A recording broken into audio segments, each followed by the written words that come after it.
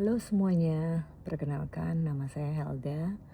Saya mahasiswi dari kampus Binus Online. Di video ini saya akan menjelaskan secara singkat tentang 3 konsep penting dalam dunia bisnis, yaitu risk management, isu management, dan krisis management. Dan untuk contohnya, saya akan menggunakan pengalaman nyata dari perusahaan tempat saya bekerja, yaitu PT Berkat Cahaya Perkasa. Sebuah perusahaan konveksi yang berdiri sejak 2008 dan memproduksi seragam TNI Polri dan juga seragam dari perusahaan-perusahaan lain. Baik, kita akan mencoba membahas dari risk management, resiko manajemen. Pertama, resiko manajemen adalah upaya perusahaan untuk mengidentifikasi, menganalisis, dan mencegah resiko sebelum terjadi. Di PT Berkat Gemilang Perkasa, resiko yang paling sering muncul misalnya resiko keterlambatan bahan baku, resiko mesin produksi yang rusak,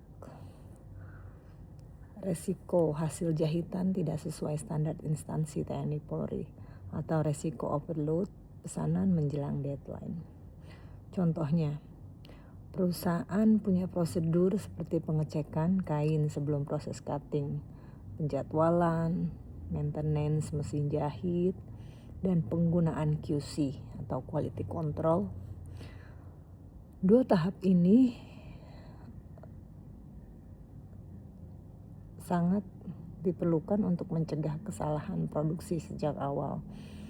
Ini semua adalah bagian dari risk management.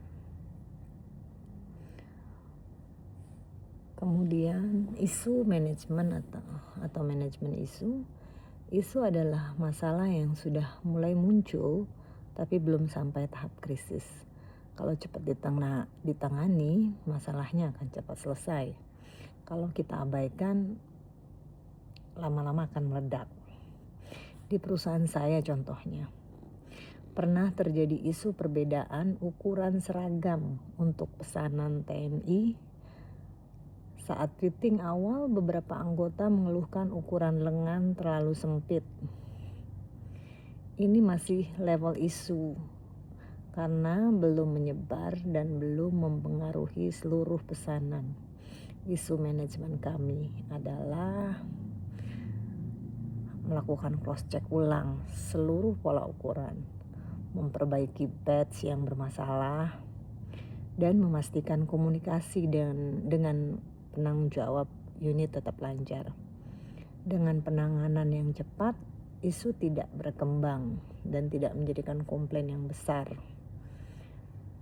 Kemudian manajemen krisis.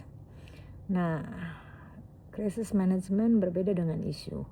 Krisis terjadi ketika masalah sudah berdampak luas, merugikan perusahaan atau mengancam reputasi.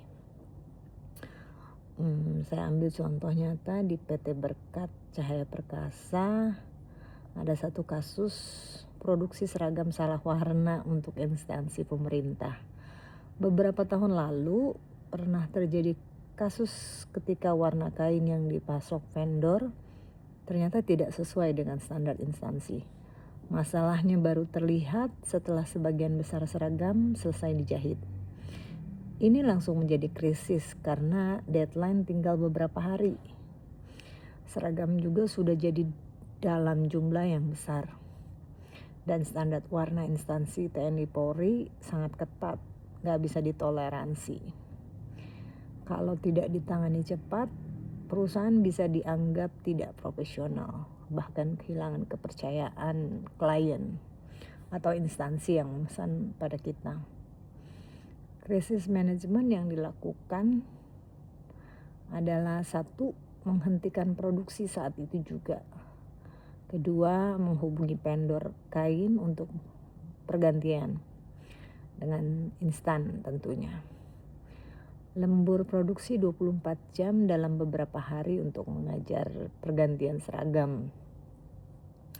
Lalu membuka komunikasi transparan kepada pihak instansi bahwa masalah sudah ditemukan dan sedang diselesaikan. Meningkatkan pengecekan warna dan bahan menjadi 2 tahap untuk mencegah krisis serupa, supaya hasilnya pesanan tetap selesai tepat waktu dan hubungan dengan para pihak menjadi baik. Pelajaran penting dari pengalaman ini yaitu saya belajar bahwa risk management mencegah kerugian besar kalau dilakukan dengan benar. Isu manajemen membantu kita menangkap masalah kecil sebelum menjadi besar. Yang ketiga, krisis manajemen membutuhkan kecepatan, komunikasi, dan kerjasama tim agar kepercayaan klien tidak hilang. Dan yang paling penting, ketiga hal ini saling terhubung. Jadi kalau resiko dan isu dikelola dengan baik, perusahaan tidak perlu sering-sering masuk ke fase krisis.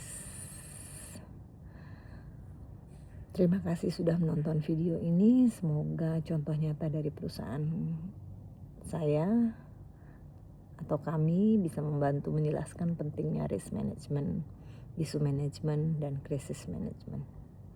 Terima kasih banyak. Shalom.